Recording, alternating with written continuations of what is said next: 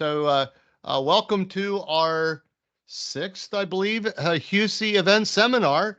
My name's Jim Petrosky, and I am the president of the National Institute for Deterrence Studies.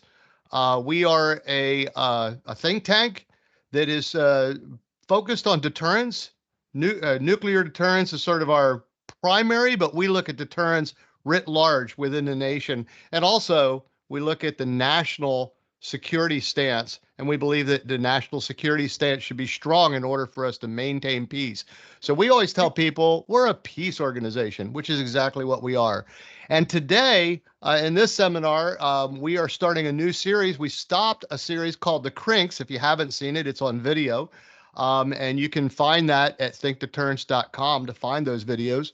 But today we're going to start a new series where we're looking at various components of our national security efforts.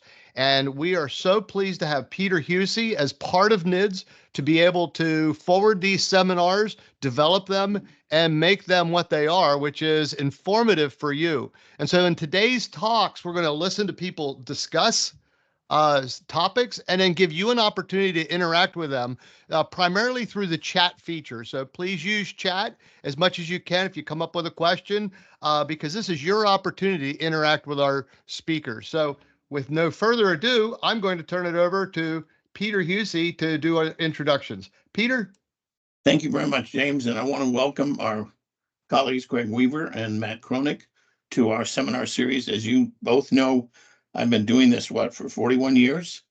And I promised General Welch I would do it until the last submarine went in the water, which is 2042. But now we're going to build 3 more of them, so it'll probably be around 2095 or whatever.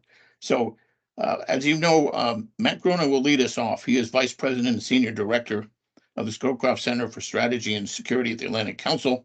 He's also a professor at Georgetown University.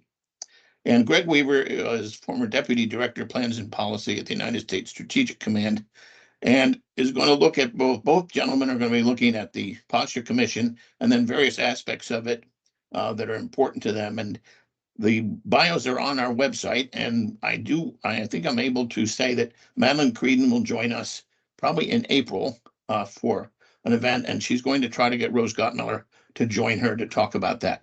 We have a number of new events coming up, which you can find on our website, but I don't want to take any more time, Matt. I want to turn it over to you and welcome you on behalf of NIDS to speaking to us. And so welcome, sir.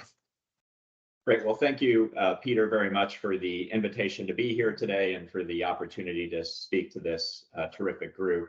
And I've had the pleasure of speaking in your, you've been doing it for 40 years. I've been appearing for the past 10 years or so, and it's really been an honor and a pleasure to do this alongside Greg Weaver. And he was a senior advisor to Madeline Creedon for the Posture Commission, and so was a pleasure to work with him over the past 2 years or so on that.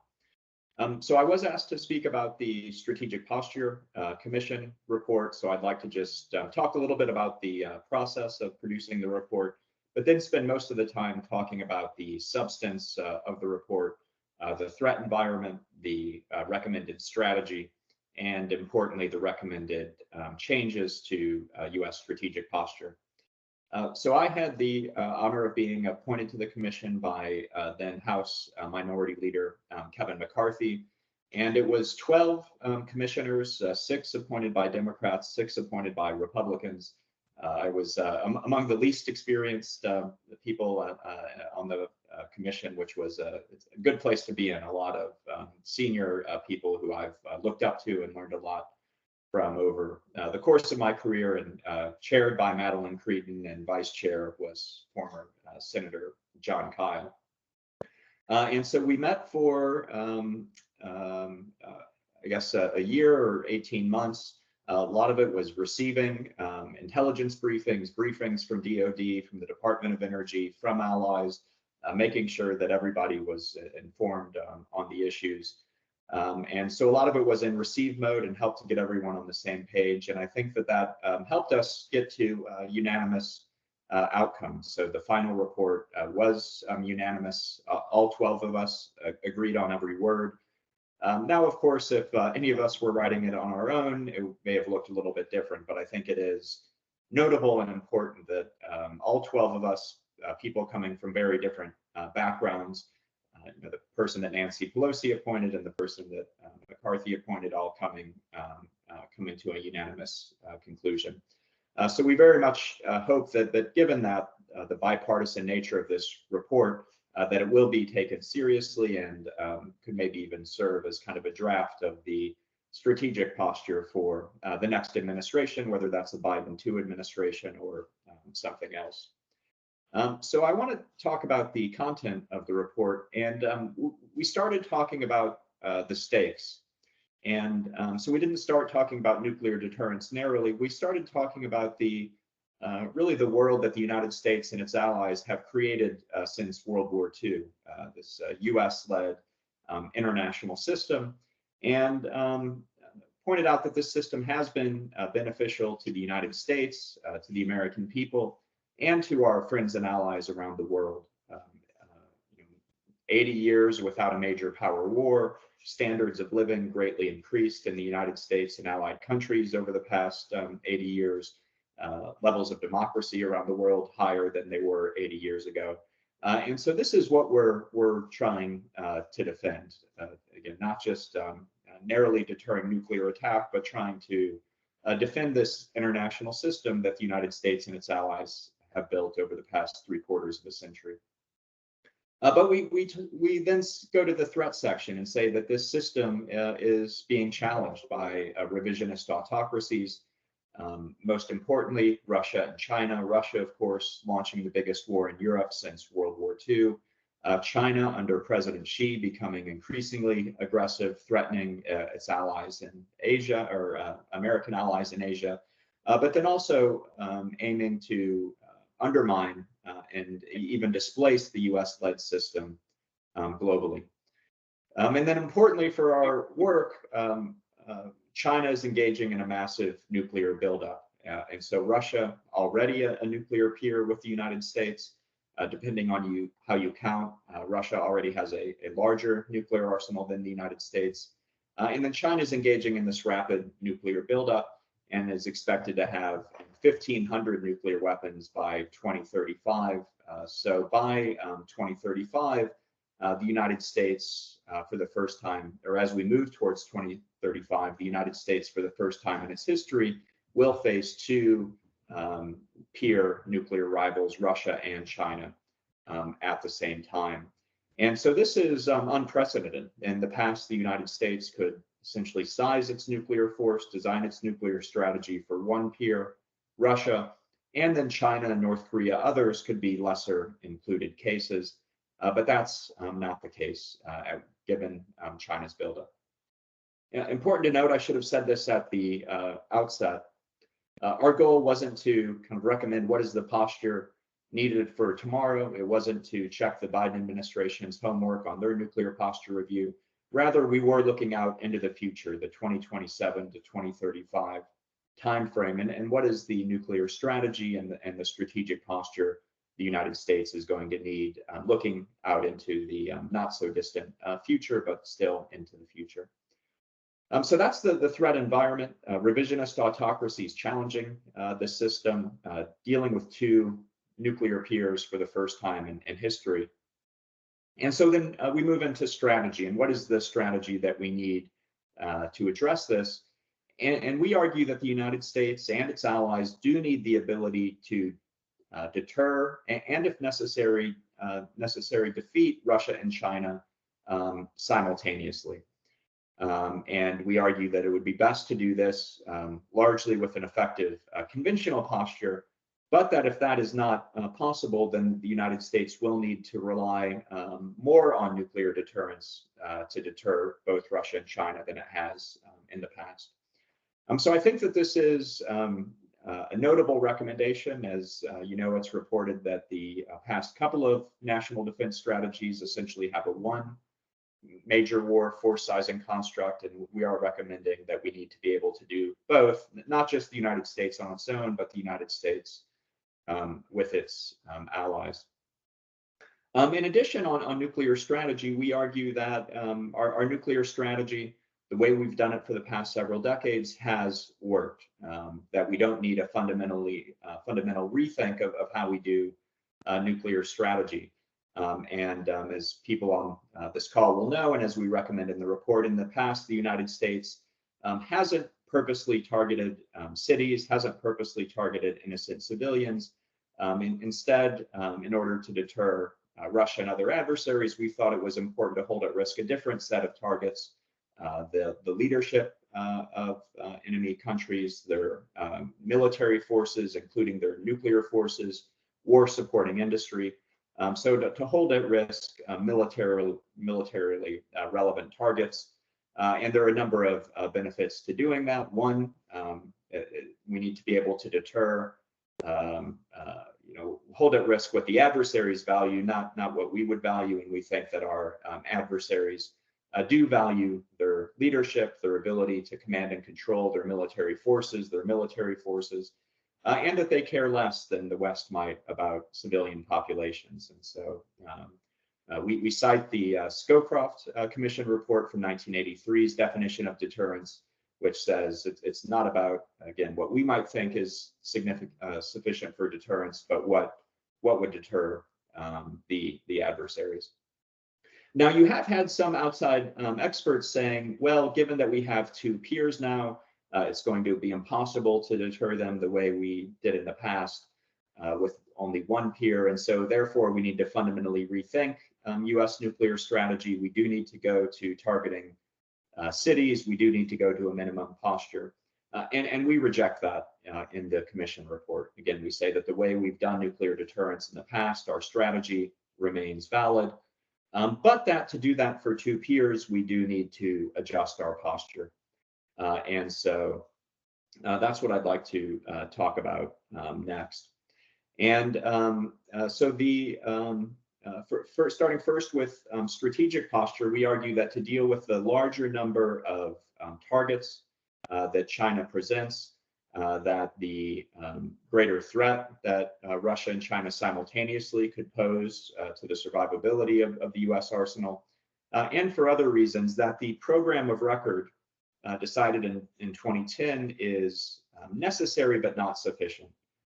So we definitely argue that the program of record, modernizing all the legs of the triad, is necessary, but that it won't be enough. And so we call for a number of additional measures, including exercising, uploading ICBMs and SLBMs.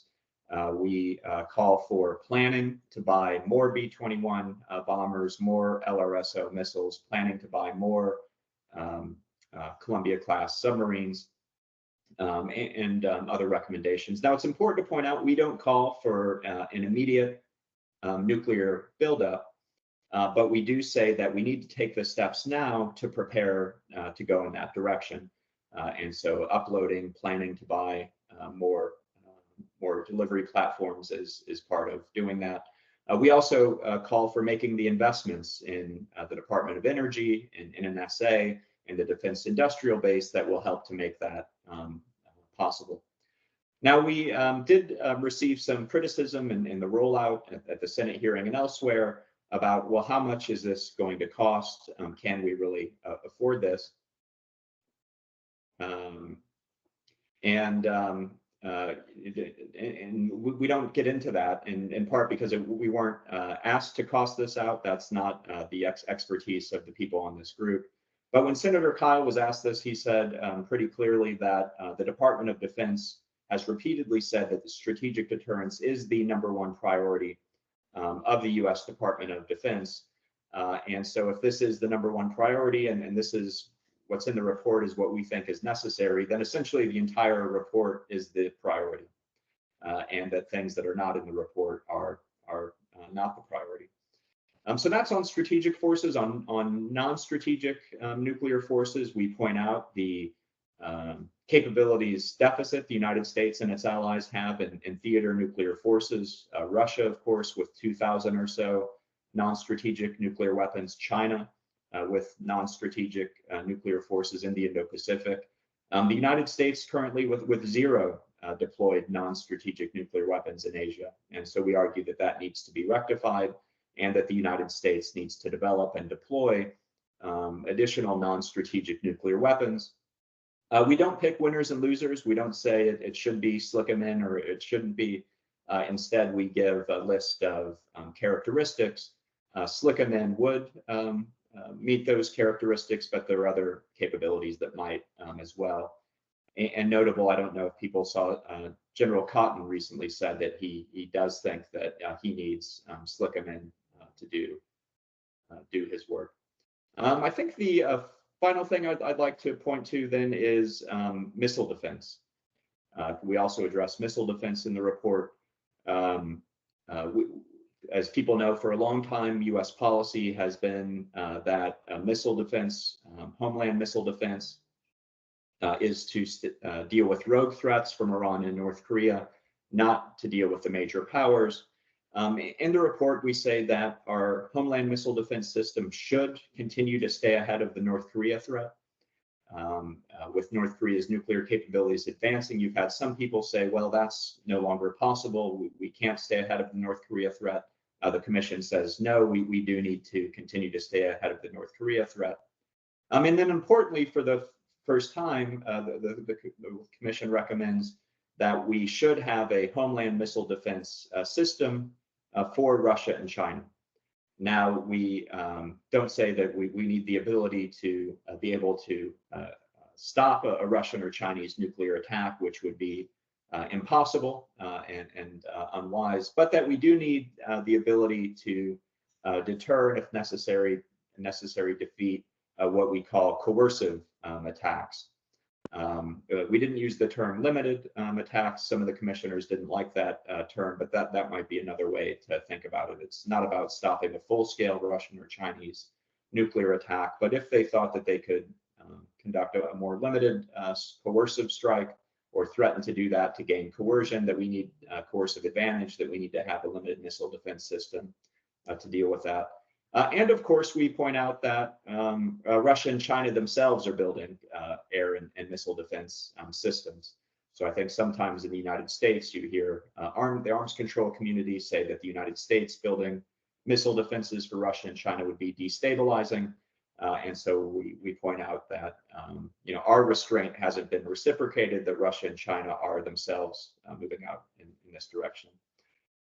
So just to sum up, I think that this is a significant report and really does recommend a new direction for strategic forces policy, and essentially points to the first U.S. strategic forces buildup since the end of the Cold War. And of course, I think many of the commissioners, many on the call, wished we were in a different place. It would be nice if we were in an environment where we could continue to reduce reliance on nuclear weapons and cut nuclear weapons, but that's just not where we are. As the president has said, we're at an inflection point. We're entering a new, more dangerous era, dealing with two new nuclear peers, and so the United States needs a strategic posture to deal with that reality. So I'll end my remarks there. Very much look forward to hearing what Greg has to say and to the conversation. So thank you. Thank you, Matthew. And Greg, over to you, sir. Thanks, Peter, and thanks, Matt. It's always good to see you, and it's been great working with you in the past, and I hope to continue to do it in the future. What I'm going to say is going to overlap somewhat with what Matthew has said, because we're both doing a bit of an outline of the Posture Commission, although my talk is going to be a little more narrowly focused on sort of what I believe to be our future force requirements. And what you'll find is that it's fairly in line with the Posture Commission report, but a little more detailed, because I didn't have to arrive at an internal bipartisan consensus. Let me start by saying that I agree with essentially all of the Posture Commission's recommendations regarding force structure and posture. What I'm going to do is tell you what I think our future force requirements are, given the threats that we face, and I'm going to explain why I think those forces are required. So let me start by just addressing the question, why I think we need a force that is larger and different than the program of record for nuclear modernization. This is a fairly straightforward case, I think. So I believe we need a larger force than currently planned, because we're going to face two nuclear peers for the first time in the nuclear age. And this has several implications for US nuclear force sizing. Most obviously, two peer adversaries raises the prospects of having to fight two simultaneous major power conflicts, one in Europe and one in Asia. This means we need the capability to deter two peer adversaries simultaneously, not just one or the other. And that's a new problem. It also means that we need the capability to achieve the president's objectives against two peer adversaries simultaneously if deterrence fails. The current and planned US strategic nuclear force was designed to deter or achieve our objectives against projected Russian nuclear forces, with China, as Matt said, treated as a lesser included case. But as the Posture Commission clearly pointed out, China can no longer be treated in that way. Their planned nuclear force is decidedly not lesser included. And also, as the Posture Commission noted, this means that the program of record is necessary but not sufficient. So our future nuclear strategic forces must be bigger than planned to cover significantly more targets than planned. It's pretty much that simple from a raw force sizing perspective.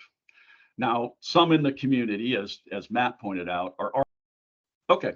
So some in the community, as Matt pointed out, are arguing that rather than increasing the size of our forces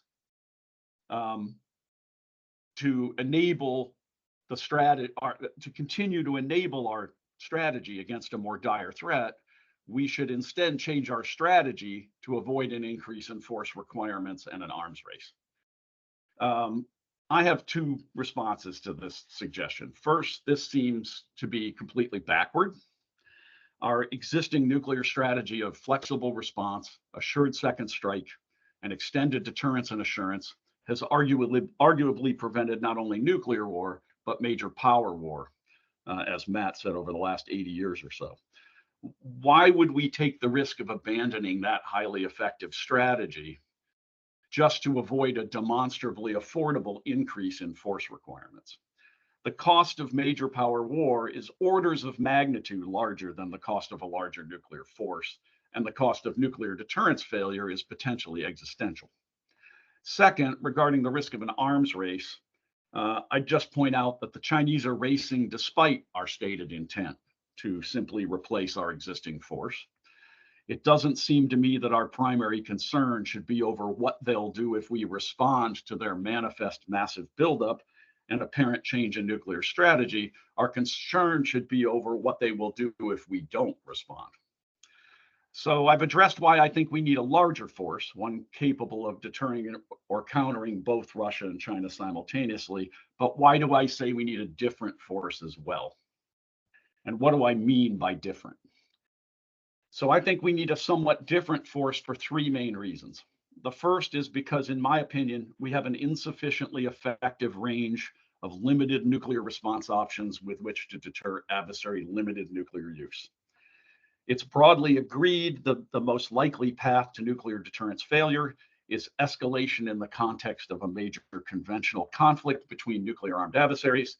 And it's also broadly agreed that the most likely path to a large-scale homeland nuclear exchange between major nuclear powers is escalation from limited nuclear use in the context of a large-scale conventional war. This makes, in my view, deterring adversary limited nuclear use our most pressing problem.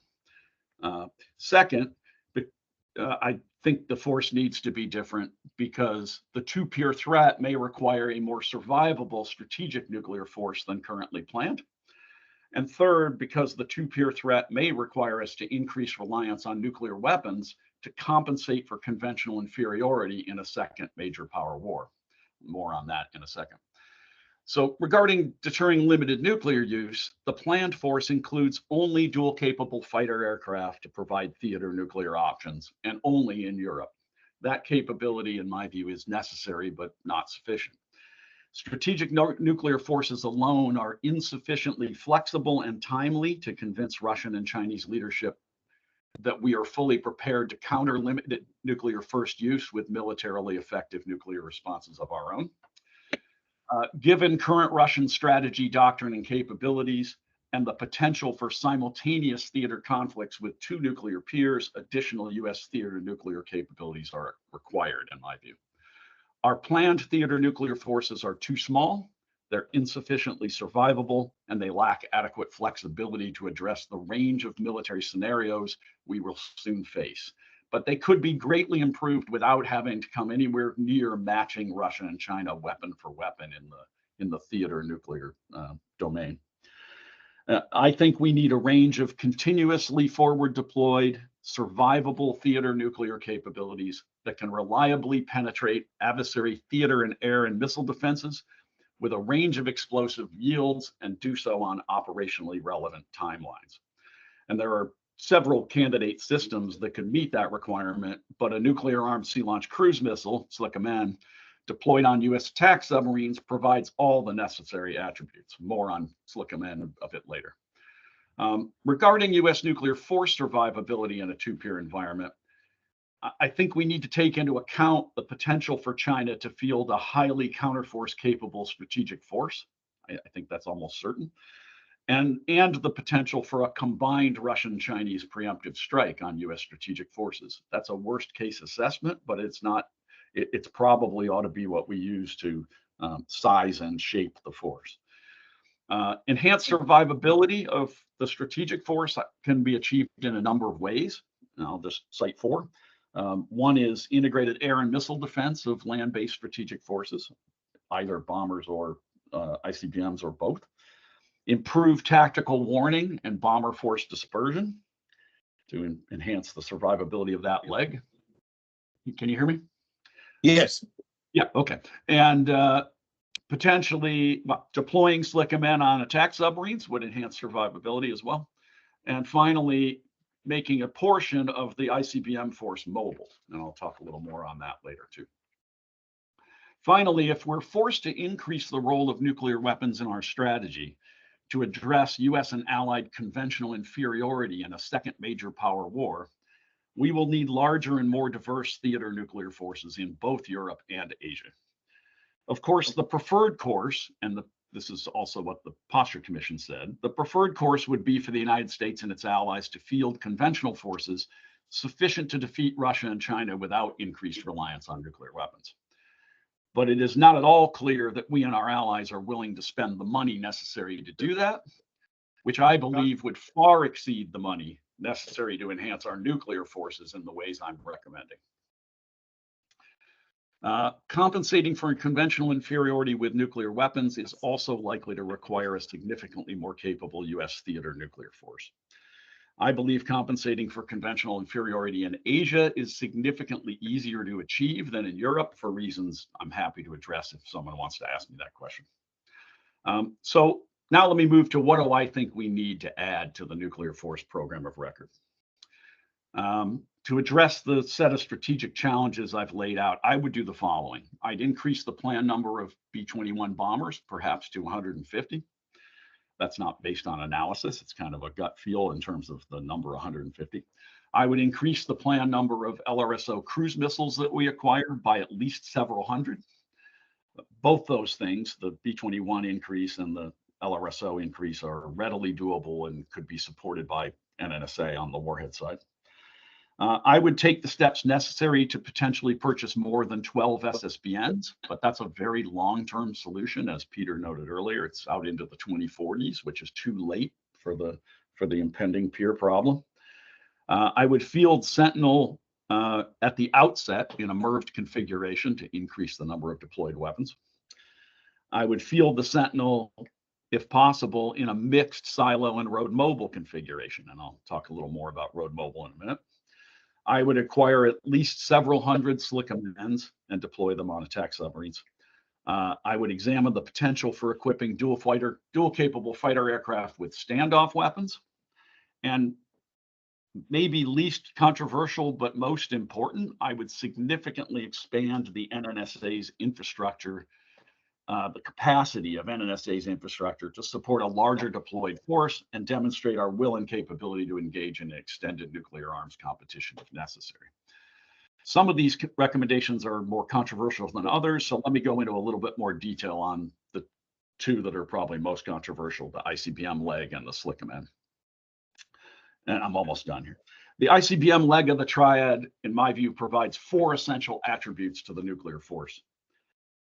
400 to 450 hardened targets that must be attacked by an adversary if he wants to avoid being hit with approximately 120,000 kilotons of retaliatory force, roughly 8,000 times Hiroshima. An attack of this scale that would produce massive fallout damage to civilians. An attack on our ICBM force would produce massive fallout damage to American civilians and would almost certainly result in a large-scale U.S. nuclear response, making it a powerful deterrent. The ICBM leg also provides uncertainty about whether we would decide to launch that force out from under an incoming attack. It provides prompt counterforce capability. And finally, and this one I don't think most people think too much about, it provides a credible and ready capability while the rest of the triad is in the process of being generated to its full operational availability in crisis. The high operational availability rate of the ICBM force provides a cover for the generation of the rest of the force for the several days that takes. Without the silo-based ICBM force, there would be fewer than 20 counterforce targets for an adversary to strike in a preemptive attack. That is a nuclear strike planner's dream come true, trust me. The ICBM force complicates an adversary's preemptive attack planning substantially. Now, here's the controversial part of my views on ICBMs. I think we should make a portion of the force road mobile. Doing so would enhance the survivability of the ICBM leg, and that would enhance deterrence, further complicate our adversaries' efforts to defeat our nuclear forces, hedge against a technological breakthrough in anti-submarine warfare, and potentially reduce the size of the required deployed force. The most common argument against mobile ICBMs is that they're politically unacceptable. However, I think this is a misread of the history of the mobile ICBM in the United States. And it ignores the fact that an appropriate concept of operations could dramatically reduce political opposition. For some reason, my colleagues in the Air Force almost universally believe that Congress prevented the United States from fielding mobile ICBMs during the Cold War. But just the opposite actually happened. Yes, Congress did not approve a mobile MX Peacekeeper deployment, but Congress actually forced the Air Force to design and flight test a mobile ICBM, the so-called Midget Man. And the only reason Midget Man wasn't deployed is because the Cold War ended before it could be deployed. I think an appropriately configured mobile ICBM concept is politically viable, especially in the two-peer threat environment. And finally, the controversy you've all been waiting for, SLCM. I outlined earlier the need for a forward deployed, survivable theater nuclear capability that can reliably penetrate adversary theater air and missile defenses with a range of explosive yields on operationally relevant timelines. My assessment is that SLCM deployed on attack submarines is the best solution to this requirement for the following reasons. One, it's highly survivable day to day and thus not subject to preemptive attack. Two, it provides theater nuclear deterrent presence in both Europe and Asia, whether it's actually present or not. Three, it provides an effective ability to penetrate, in part due to being capable of launch from inside the outer edges of an adversary's integrated air defense.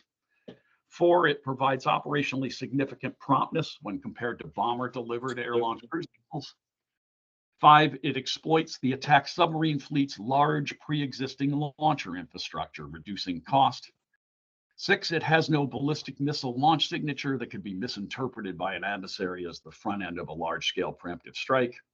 And finally, it could leverage the LRSO program, reducing the impact of building SLCM on our nuclear weapons enterprise.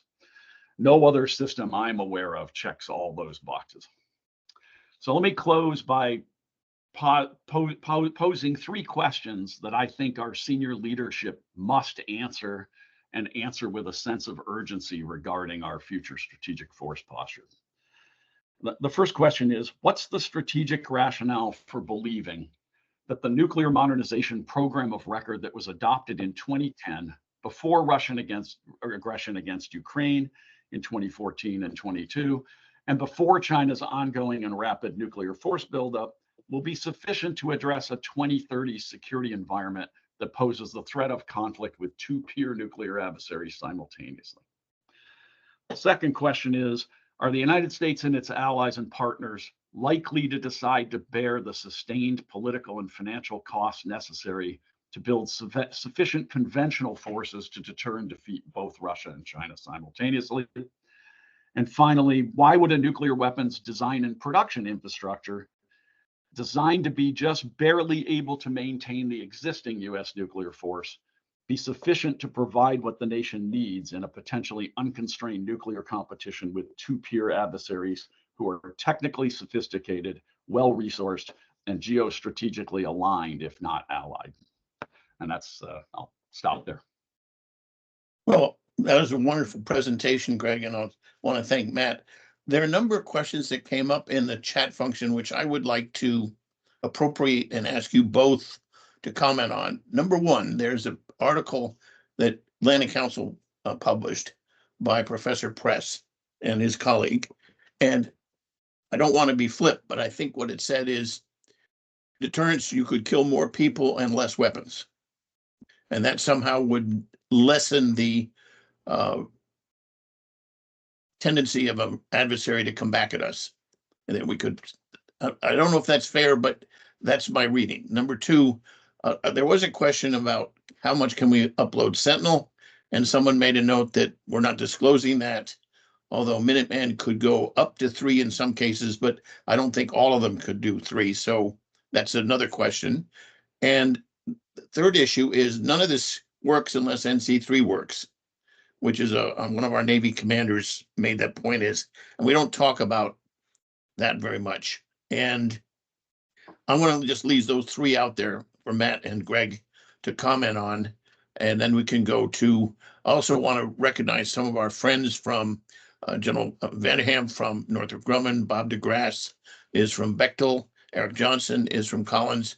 All have been longtime supporters of our program. I want to welcome them, and please use the chat function if you would like to discuss something. But over to you, Matt, and then Greg. Great, thank you, Peter. And maybe I'll take the Press and Lieber piece and then leave the other 2 for Greg. And so that article was published by the Atlantic Council, published by my center. So I decided to publish that piece, and I disagree with it, but I think we are entering a new period. I think creative thinking is needed, and so thought it should be part of the debate.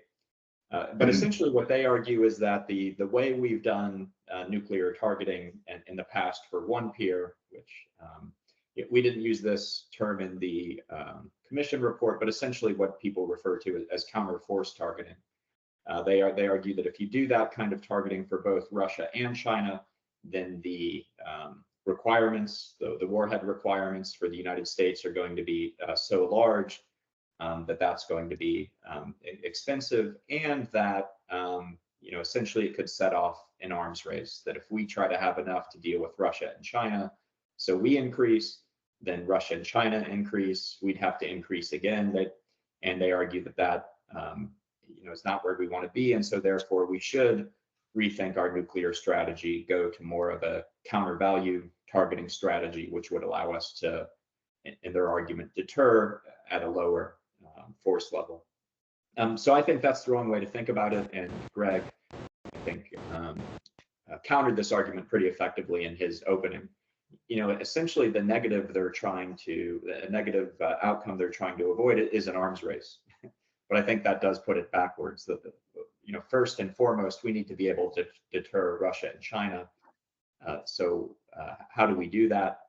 I think we've seen that a so-called counter force targeting strategy has worked for 80 years. Let's not throw that out the window. Let's just apply it to peers. Yes, that will require larger force numbers. And I guess what I'd say is if Russia and China respond and we need to go to still higher levels, then that's what we're going to have to do. Both Reagan and Trump were asked about possible arms races, and don't have the quotes in front of me, but they essentially said, okay, bring it on. if they want to try to outmatch us in a strategic arms competition. We're better, have a larger economy, we're more technologically sophisticated. I think we can do that. So again, I think a good addition to the debate, but I think that it's incorrect. The worst outcome we're trying to avoid here is not an arms race. We're trying to avoid a deterrence failure. So let's build the posture we need to deter. Over to you, Greg. Yeah, so let me just add one thing to what Matt just said about the Lieber and Press article. And they're not the only ones making similar, there's others making similar arguments about we should change our strategy so we don't have to build more weapons. So I mean, I made the case why I think that's backwards, but it's also what Lieber and Press are advocating, which is targeting adversary civilians in urban areas, is illegal under the law of armed conflict. And we have a policy and have long had a policy that our nuclear targeting complies with the law of armed conflict. It would put us in a very difficult spot with the global ban movement, with people who are trying to apply international humanitarian law to nuclear weapons. If, from a political perspective, if the United States was to turn around someday and say, yeah, no, now we're just going to target civilians, that's a violation of the law of armed conflict to do that, to actually execute it, right? I mean, you're not allowed to do that for good reason, right? I don't think I can comment on the uploadability of Sentinel specifically because I think the number is classified, but I don't think it's classified. In fact, I know it's not because we said it in the Posture Commission report and that went through clearance. It is MIRVable, and I think we should deploy it MIRVed if we need the additional weapons. And that, in terms of the impact on arms racing, let me address that a little bit. So it's simplistic to think that if we increase our warhead numbers, that's going to have a significant impact on the weapon requirements to target our forces that Russia and China would have. It depends on how we do that. So if let's say you doubled the number of warheads on the ICBM force, it doesn't double the number of US ICBM targets there are for Russian and Chinese planners. So there's no increase in Chinese or Russian force requirements from a military perspective due to MIRVing. It doesn't increase the number of aim points they have to hit. But it does increase our ability to hit aim points in their countries. And then finally, I couldn't agree more with the commenter who said everything is dependent on NC3. We should have mentioned that. The Posture Commission did address that. The reason I think this often doesn't get mentioned is the nuclear command and control system from a modernization perspective isn't a few things, right? It's not Sentinel, Columbia, B-21, right? That are distinct programs with very large bills associated with them. It's hundreds of programs that constitute the nuclear command and control system. But we do have a plan for how to modernize that system, address emerging threats, and that absolutely needs to be funded along with everything else. Thank you very much. There's an additional question with respect to, it has to do with testimony by the late Bruce Blair and Joan Rolfing before the House Armed Services Committee, along with Frank Miller. And this is what they argued. Don't respond with nuclear weapons to a nuclear attack because we want Russia to be the one to violate the moral taboo against using nuclear weapons. And we can use conventional weapons effectively, even if we are struck with nuclear weapons and more than once. Like one of the congressmen asked, well, what if we get attacked again? Both Matt and Greg, one of the things that confuses me is they often say nuclear weapons are for deterrence, but not warfighting. And then it's unclear to me whether they would actually respond with nuclear weapons against cities, which is their preferred targeting, versus military weapons and leadership. But if you're not going to respond with nuclear weapons, then nuclear deterrence is a bluff. At least to me. Could you address that issue? Because this is very common within the disarmament community of how they describe nuclear weapons strategy and targeting is they're good for deterrence, but not for what they call warfighting, which I'm not quite sure. Is that meaning you're only talking about attacking weapons or responding at all? Should I go first? Greg, Go ahead, Matt. Yeah, so I think this distinction between deterrence and warfighting is usually made in too stark of terms because they're obviously related. What you think you need to deter, then if deterrence fails, you need to be able to execute the deterrent threat. And so what is that deterrent threat? And so they are related. And on this idea that if we're attacked with nuclear weapons, we could respond with conventional weapons. Obviously, there's no requirement that the president would need to respond with nuclear weapons. We have ambiguity. The president would have options. And you do have some. It was reported in Politico, for example, that former Undersecretary of Defense Colin Kahl was playing in a war game. And I think it was a Baltic scenario, nuclear weapons were used. And he said, well, let's respond with conventional weapons to maintain the moral high ground. And this Politico article kind of made him out to be the hero, that the generals were thinking about nuclear responses, and the smart civilians said, no, we don't have to go there. I think that's exactly the wrong way to think about it. And I think that if an adversary used nuclear weapons, the United States should find a way to use nuclear weapons in response for a number of reasons. One, the adversary uses nuclear weapons and we don't respond in kind. It's very hard to restore deterrence. I think the adversary would say, oh, we essentially got away with that. Let's use more nuclear weapons. In addition, I worry about the effect it would have more broadly on our allies and other adversaries. If we just suffered a nuclear attack, or an ally suffered a nuclear attack and we respond with conventional weapons, how do our allies think about our nuclear umbrella? I think many of them would say, oh, that was just a bluff. We actually can't rely on US nuclear deterrence for our security. The United States is unwilling to use nuclear weapons. So I'm afraid it would undermine our assurance goals in our strategy. And then I do worry about the lesson that other adversaries would take away. I think they might think, oh, again, the United States is afraid to use nuclear weapons. This is our ace in the hole. By using nuclear weapons, threatening nuclear weapons, we can get away with it. The United States isn't going to respond in kind. So in short, I think the Blair-Rolfing argument doesn't make much sense, that if the United States or allies are attacked with nuclear weapons, I would argue that the president should find a way to respond with nuclear weapons to show everyone, friends and enemies alike, that US nuclear deterrence is credible. Greg. Yeah, let me just add one thing to Matt's pretty comprehensive response to that question, and I agree with everything he just said. Let me just put a little finer point on it and give you a scenario that I think is very credible. So if Russia and NATO were at war in Europe, which looks potentially possible every day, more possible every day, if the Russians started to lose the conventional war fairly decisively, which I think is what would happen, their doctrine calls for them to use nuclear weapons in a limited way to try to coerce war termination on terms they can accept. And if we look at the terms they want in Ukraine, I don't think terms the Russians could accept is anything we'd be interested in accepting ourselves in a war with NATO. It would probably involve the Russians continuing to occupy NATO territory, which the current president of the United States said he's not going to allow to happen, not an inch.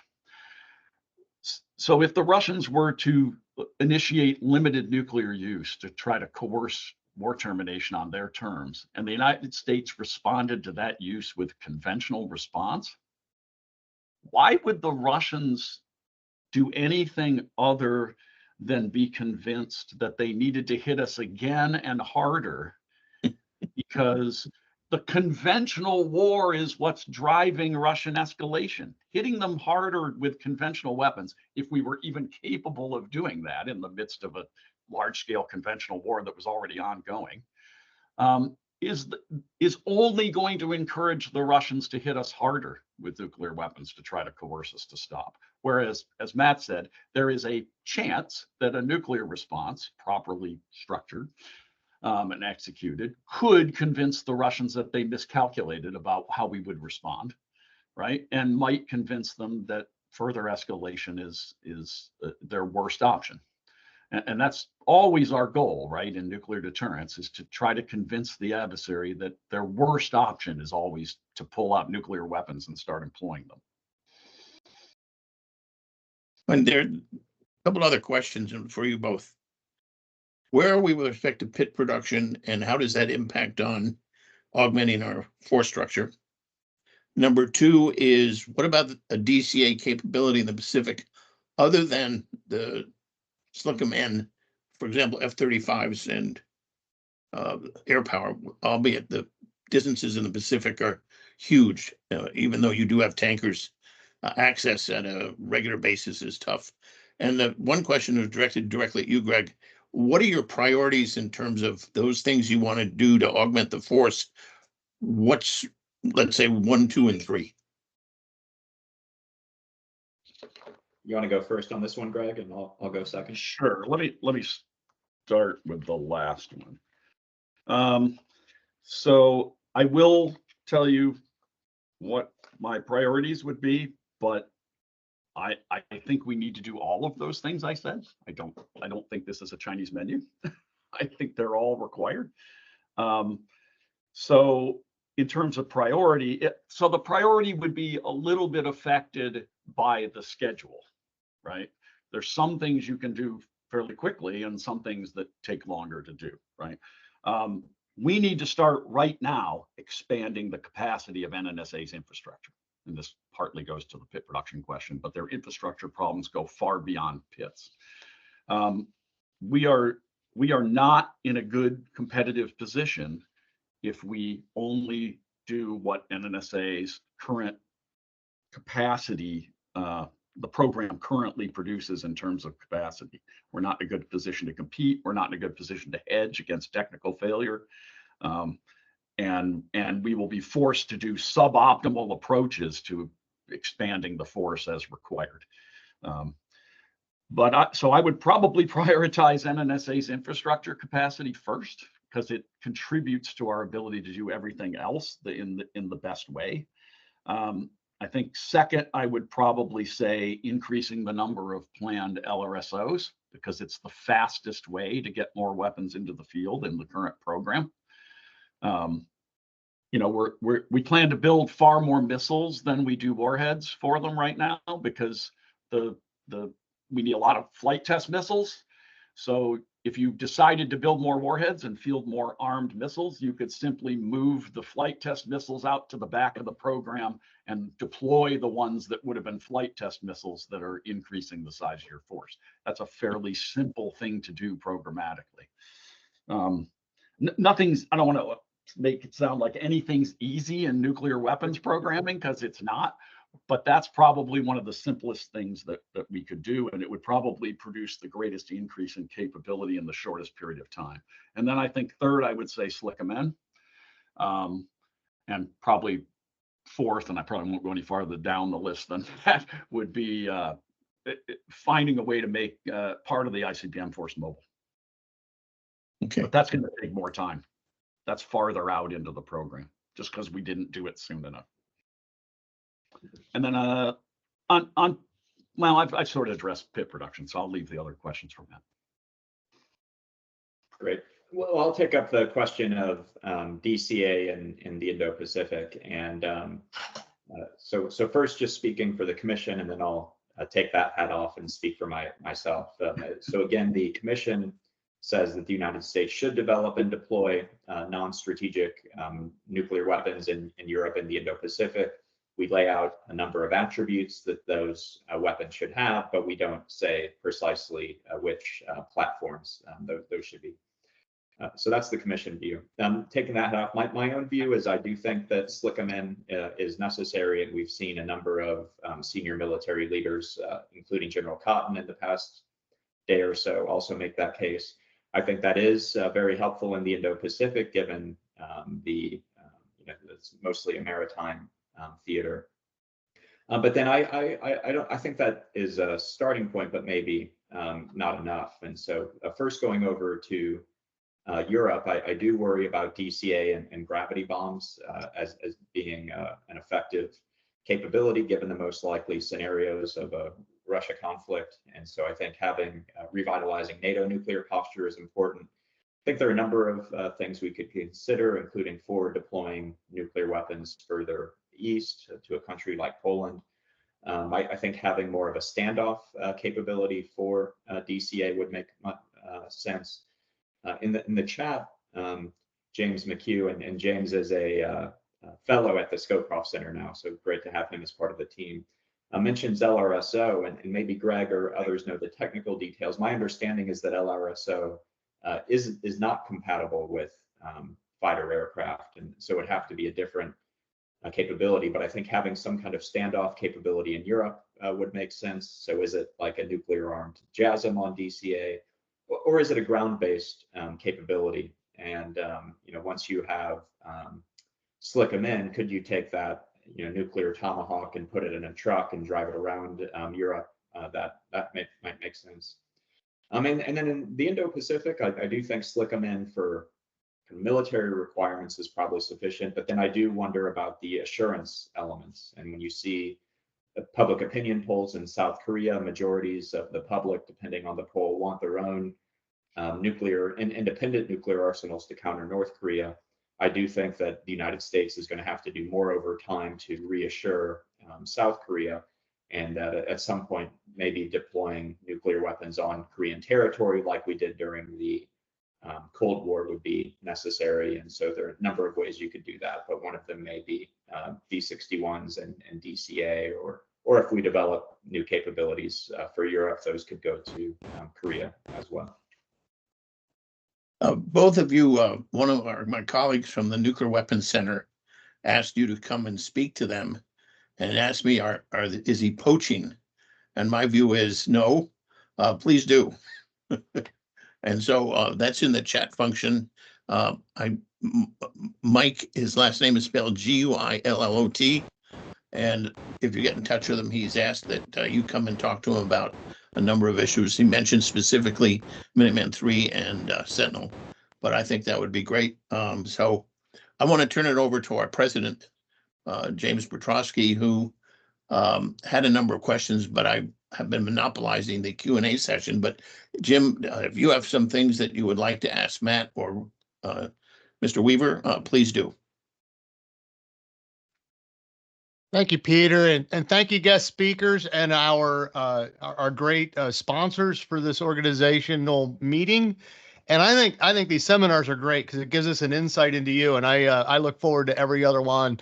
I do want to catch one last question because I'm very interested in the response to this, and that is we talk about new force structure, and that was one of my questions. And I've just been itching to hear something. Is there anything new in force structure that either you think we should do aside from changing our weapons, the number of weapons and types of weapons?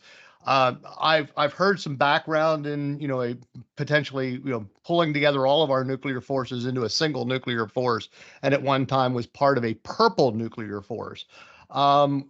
Does anyone see any penchant for that kind of thing? Be curious. So do you mean taking the weapons away from the services that currently operating them and create a nuclear service? That's what I heard at one time. I didn't know if anyone's even thinking about that. No, I don't think so.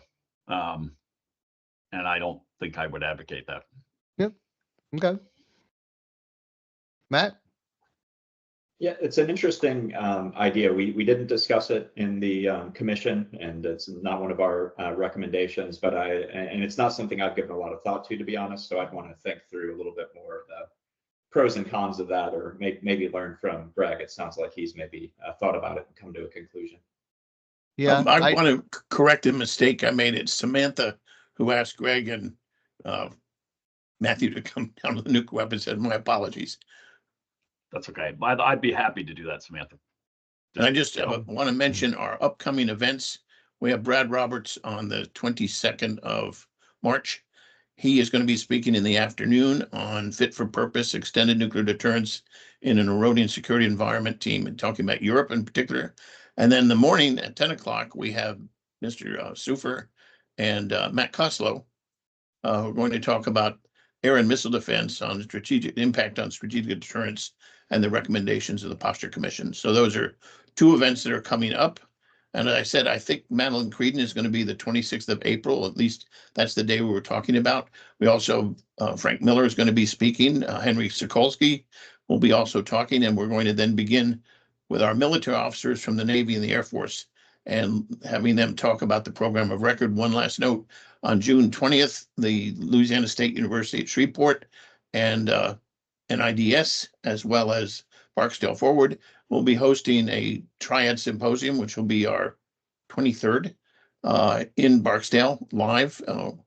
We're doing a lot of work with Global Strike Command to have an agenda that kind of looks at every single nuclear program, including the Navy and the Air Force, in some detail about what's the program of record, where are we, how are we doing, and what's the future look like. Look forward to, you'll be getting an invitation relatively soon on that as we put the agenda together. And then the Minot Task Force 21, we're going to do a September event at the Capitol Hill Club again.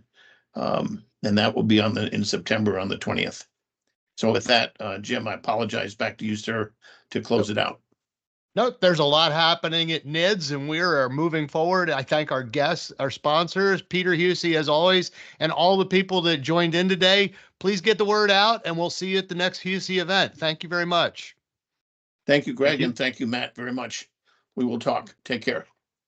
Thank you. Bye now.